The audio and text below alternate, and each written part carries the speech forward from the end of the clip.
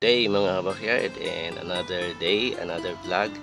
And for today's video mga backyard, I'm here at my goat shelter, and I'm going to be pasturing my goats, and after that I'm going to be giving them forage mga backyard, and I'm going to let you see them, and also the forage that I'm going to be giving them today mga backyard. And if you did not subscribe yet to my channel, please subscribe, like, share natin mga videos, and don't forget to click the notification bell so that you will be updated for my next video.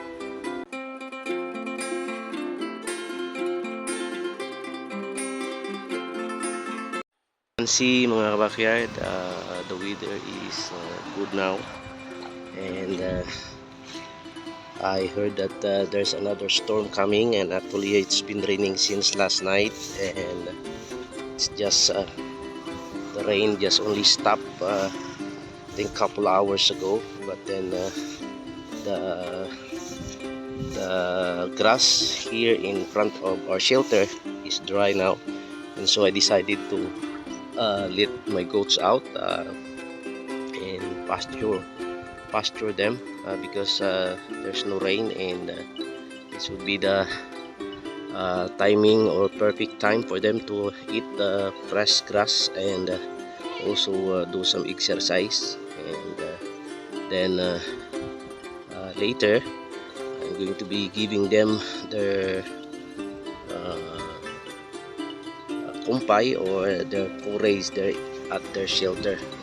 So they are just here enjoying eating the grass. Tingnan nyo, and hopefully be able to pasture them for 2 hours or maybe more than 2 hours, depends on. But actually my goats, if they are already full, then they usually go back to their shelter on their own. So dito lang sila muna mga backyard. Yan. So, masakit rin yung init, pero okay lang yan sa kanila para naman makapag-exercise sila mga backyard. Yan. As much as possible, I want to keep my goats healthy, and so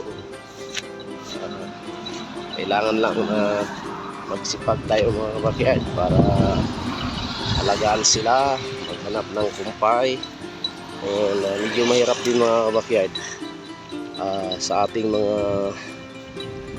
nag-aalaga ng goats, dahil pag mainit, yung problema natin ay ang hirap magkuha ng pagkain, maghanap ng pagkain. Pero sa tag-ulan naman, maraming pagkain, pero of course mahirap naman mga kabakyard palabasin sila.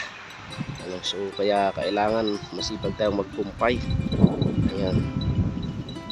So far, ito yung ating mga alaga. Ay kapag talagang mainit, maganda yung panahon, I tried na magpasture sila mga kabakyard. So, ayan. Mamaya mga backyard, ito yung pangkain natin sa kanila. Nakakita ako ng dahon ng langka na tinapon nila kanina, and so I pick it up, and then I'm going to be giving them this to my goats later.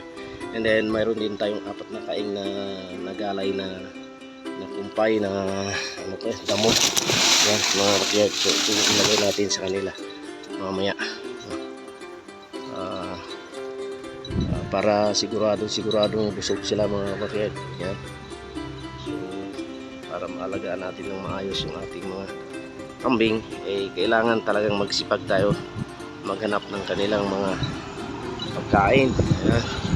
So sigurado for today mga backyard, busog na ito sila, and kung kulang pa mamaya, bigyan ko sila ulit ng balat ng soya beans, pero sigurado busog na ito sila mga kabakid, kasi pag umuwi ito sila galing ng pastulan mamaya, mabusog na to sila. backyard, I decided to give them the jackfruit leaves na lang here sa kanilang pastulan. So I will not be putting them in the shelter later, kasi siyempre yung mga tangkay niya, mga backyard, yung mga sanga ay may iiwan doon sa kanilang feeders, and kailangan din natin itapon palabas.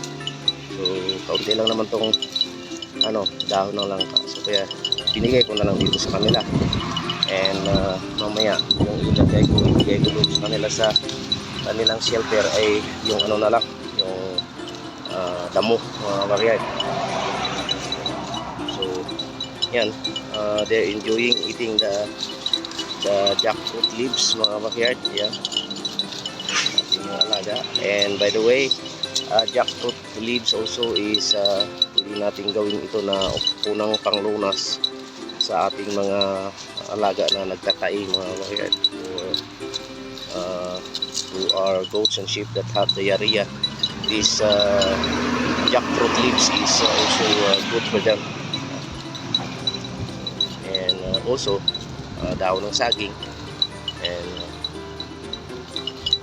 maganda din sa kanila.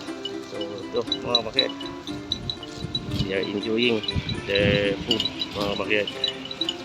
Backyard, nakauwi na yung ating mga alaga from pasturing, and when they came back to their shelter, they already put this forage, different kind of grass, mga backyard. Yan.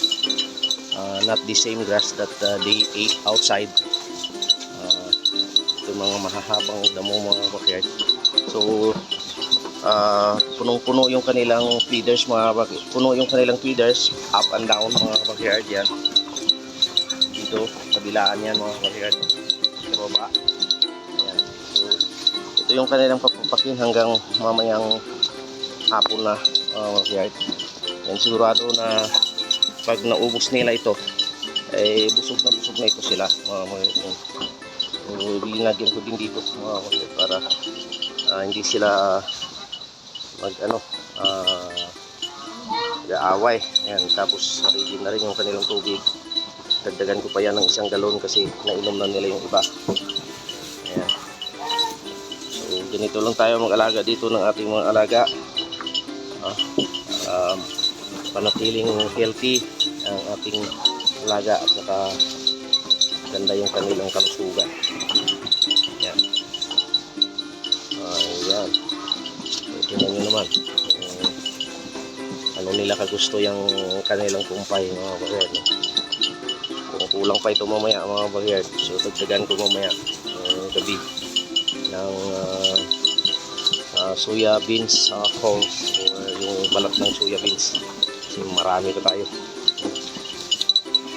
So yan, ating mga alaga.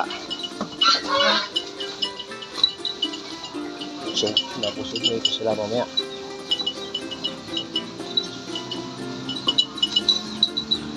Hanggang dito sa kabila. So maraming salamat, mga backyard, sa patuloy na pagsuporta sa aking YouTube channel. God bless. See you to my next upload, mga backyard.